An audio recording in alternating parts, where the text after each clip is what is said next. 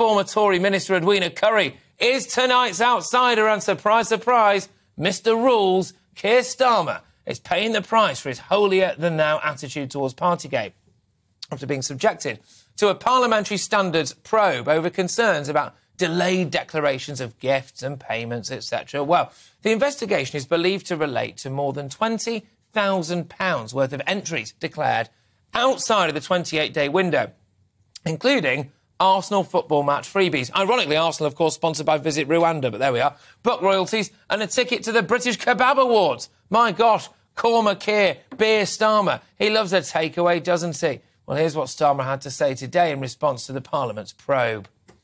Well, it's all MPs are made aware if there's any concerns. My office is dealing with it and will be replying in due course. Are you confident that you've done nothing wrong? Absolutely confident. There's no problem here. Well, there we go. A spokesman insisted that Starmer takes his declaration responsibilities very seriously and blamed administrative errors in his office. But after demanding Boris Johnson's head for having a few sandwiches during lockdown, it's not a good look for Starmer, is it, to be subjected to both an official police investigation for his COVID curry antics in Durham and a parliamentary investigation for the goings-on in Westminster. And, OK, I'm hoping that, anyway, we're going to have Edwina Currie right now. Yes, Edwina, are you there? Yes, she is. Yes. There we go.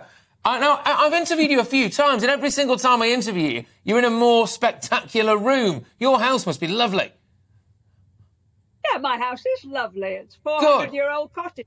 I'd expect nothing less. I'm angling for an invite, really, Edwina. That's what I'm doing. But let's get stuck into this at the minute with Keir. I mean, has Keir shot himself in the foot here by trying to protect himself as being a bit too perfect?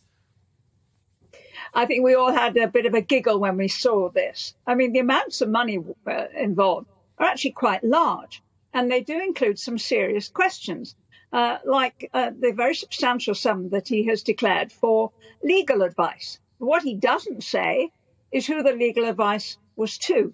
Now, the whole point, I'm sure you understand this, Patrick, the whole point of having a register of members' interests is not so we can tot up how much money they're all earning, but to see whether they might actually have a conflict of interest, that they might have been paid by somebody who wants them to do or say something in Parliament. And that results in resignations. That's the sort of thing that Owen Paterson was up to.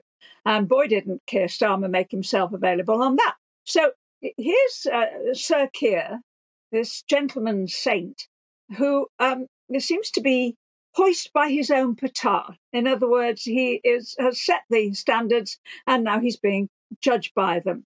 In many cases, this is a late declaration, but the sums involved are really quite large. That's the thing that caught my eye. They are, but also on top of that, what would he be saying if Boris Johnson had done the same thing? And Boris Johnson is, I think, quite notoriously quite a chaotic chap. It would be arguably more understandable if Boris Johnson had returned some of these things late or not done it than a bloke who used to be the head of the CPS. Oh, absolutely. And as I recall, the CPS was pretty delayed in doing everything when he was in charge. That was the subject of many, many complaints.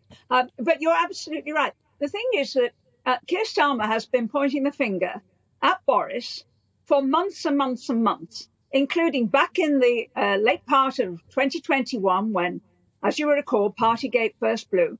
And he himself at that time was failing to keep to the rules. He was failing to declare quite significant sums of money that he should have been declaring. Now, you do have a bit of a window of time in which to do this, but that window seems to have been missed over and over again.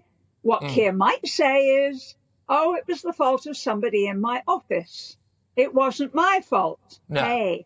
But what he was trying to pin on Boris, as you will recall, is he was trying to say that Boris was responsible for everything that happened within 50 yards of him. Yes, exactly. But he doesn't apply to himself.